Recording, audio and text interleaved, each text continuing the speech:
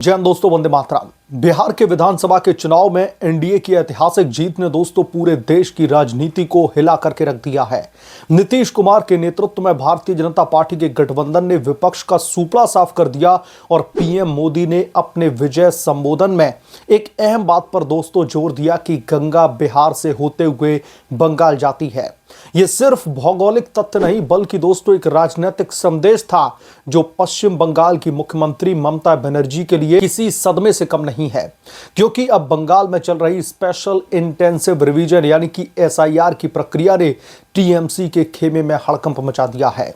Supreme court ने ममता बनर्जी के आखिरी सहारे कपिल सिब्बल की याचिका को भी सिरे से खारिज करके एसआईआर को पश्चिम बंगाल में हरी झंडी दे दी है।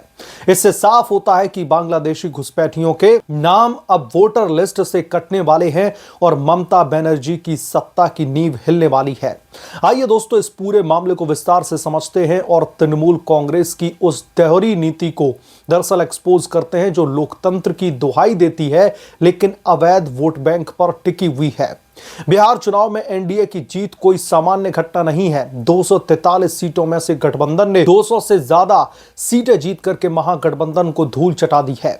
मोदी जी ने पटना में विजय रैली में कहा कि बिहार ने दिखा दिया कि जनता विकास और सुरक्षा चाहती है। गंगा मैया बिहार से निकल करके बंगाल जाती है, वहां पर भी यही संदेश पहुंचेगा। दोस्तों ये बयान सीधे बंगाल की ओर इशारा था जहां पर अवैध घुसपैठ और वोट बैंक पॉलिटिक्स वर्षों से टीएमसी का हथियार रही है। ममता दीदी जानती हैं कि बिहार की तरह अगर बंगाल में भी वोटर लिस्ट साफ हुई तो फिर उनकी पार्टी का खेल खत्म है। आखिरी उम्मीद जो ममता बनर्जी को कपिल सिब्बल से थी वो भी सुप्रीम कोर्ट के पटल पर पूरी तरीके से खत्म हो चुकी है। सुप्रीम कोर्ट ने ममता दीदी को 11,000 वोल्ट का झटका दे दिया है। एसआईआर प्रक्रिया ठीक यही कर रही है, अवैध प्रवासियों खास करके बांग्लादेशी घुसपैठियों के नाम हटाने की। चुनाव आयोग के आंकड़ों के मुताबिक बंगाल में लाखों संदिग्ध वोटर मौजूद हैं, जिनमें से अधिकांश सीमावर्ती जिलों जैसे कि मुर्शिदाबाद, मालदा और उत्तर 24 परगना में मौजूद हैं। ये वोटर टीएमसी के लिए गारंटीड बैंक है, लेकिन अब कोर्ट ने इन्हें चुनौती दे दी है। स्पेशल इंटेंसिव रिवीजन यानी कि एसआईआर चुनाव आयोग की एक विशेष प्रक्रिया है जो वोटर लिस्ट की गहन जांच करती है। साल 2025 में बंगाल में दोस्तों ये प्रक्रिया तेज हुई क्योंकि एनआरसी और सीएए के बाद में घुसपैठ का मुद्दा गरमाया। आयोग ने घर घर सर्वे शुरू किया, दस्तावेज वेरिफिकेशन किए और फर्जी वोटर्स को चिन्हित किया। प्रारंभ तकरीबन 20 लाख से ज्यादा संदिग्ध नाम दोस्तों सामने आए हैं। भारतीय जनता पार्टी के नेता शुभेंदु अधिकारी ने भी एक बड़ी सी लिस्ट चुनाव आयोग को भेजी है कि कैसे बंगाल में ममता दीदी धांधली करती हैं, जिसमें ज्यादातर बांग्लादेश से आए हुए लोग हैं जो फर्जी आधार राशन कार्ड से वोट डालते हैं। तृणमूल कांग्रेस दोस्तों इसे भारतीय जनता पार्टी की साजिश बता रही है, लेकिन सच तो यह है कि यह प्रक्रिया पूरी तरीके से कानूनी और पारदर्शी है। चुनाव आयोग ने साफ कहा है कि एसआईआर किसी पार्टी के इशारे पर नहीं बल्कि सुप्रीम कोर्ट के दिशा निर्देशों पर किया जा रहा है। ममता का डर जायज है। साल 2021 विधानसभा के चुनाव में टीएमसी की जीत में इन अवैध वोटों की बड़ी भूमिका थी। अगर दोस्तों ये कट गए होते तो साल 2026 का जो चुनाव है उसमें टीएमसी का ग्राफ गिरना तय है। सीमावर्ती इलाकों में टीएमसी के 50 से ज्यादा विधायक ऐसे हैं जिनकी जीत मार्जिन इन्हीं दरअसल वोट बैंक पर टिकी हुई थी। ममता बनर्जी की आखिरी उम्मीद थे वरिष्ठ वकील कपिल सिब्बल। टीएमसी की ओर से कपिल सिब्बल ने सुप्रीम कोर्ट में याचिका दायर की और एसआईआर पर तत्काल रोक लगाने की मांग की और तर्क क्या दिया? चुनाव आयोग भारतीय जनता पार्टी के इशारे पर भारतीय जनता पार्टी के साथ में मिलकर के धांधली कर रहा है। दोस्तों ये लोकतंत्र की हत्या है, ये कपिल सिब्बल और ममता कह रही हैं। अल्पसंख्यकों को निशाना बनाया जा रहा है। सिब्बल ने दलील दी कि सर्वे में पक्षपात किया जा रहा है और बिना सुनवाई के ही नाम काटे जा रहे हैं। दोस्तों सुप्रीम कोर्ट की बेंच जिसमें जस्टिस बीआर गवई और जस्टिस संजीव खन्ना सुनवाई कर रहे थे, उन्होंने इस याचिका को सिरे से खारिज कर दिया है।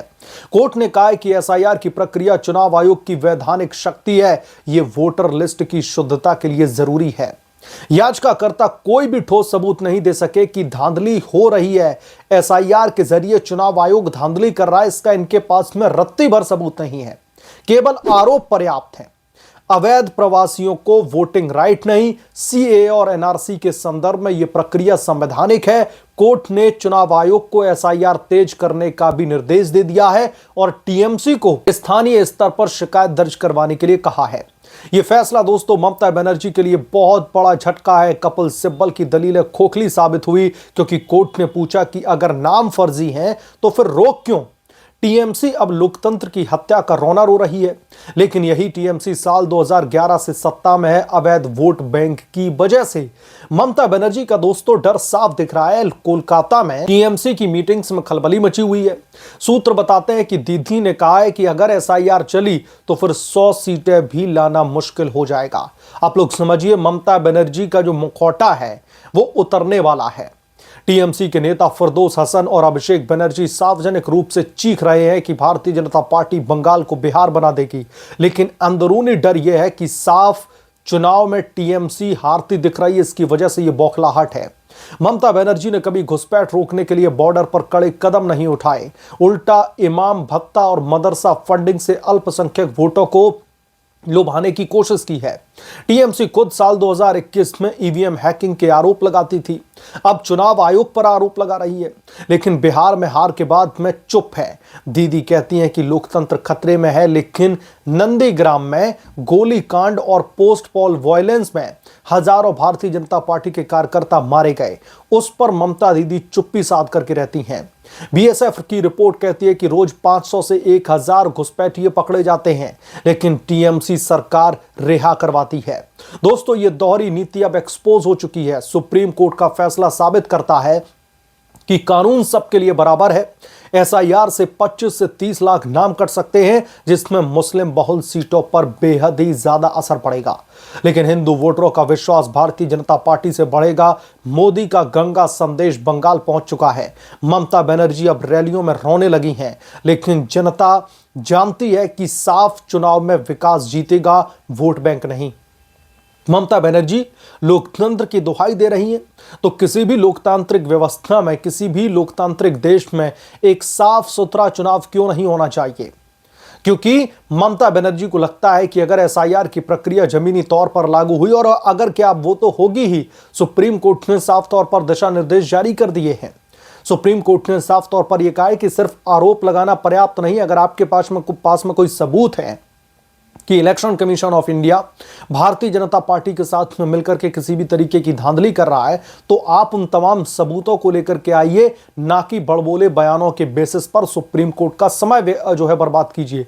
तो ममता बनर्जी अच्छी तरीके से जानते हैं कि जितने भी घुसपैठिया वोटर हैं, जो ममता बनर्जी का कोर वोटर एक तरीके से बन चुका है, क्योंकि ममता बनर्जी कागज बनवा करके दे देती हैं, ममता बनर्जी उन्हें बंगाल में जो है शरण दे देती हैं। तो इन घुसपैठियों को देश से निकालने के लिए मोदी सरकार और चुनाव आयोग हर एक भरसक प्रयास करने में लगे हुए हैं कि जो इस देश के नागरिक हैं, जिनके पास में इस देश की नागरिकता है, उन लोगों को ही वोट डालने का अधिकार मिलना चाहिए।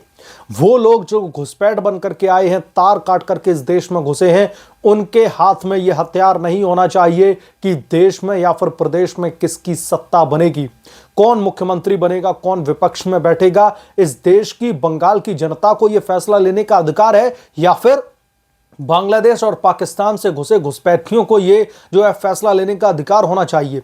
तो कुल मिलाकर के सुप्रीम कोर्ट के इस फैसले के बाद में ममता बनर्जी अब बुरी तरीके से बौखलाई हुई हैं।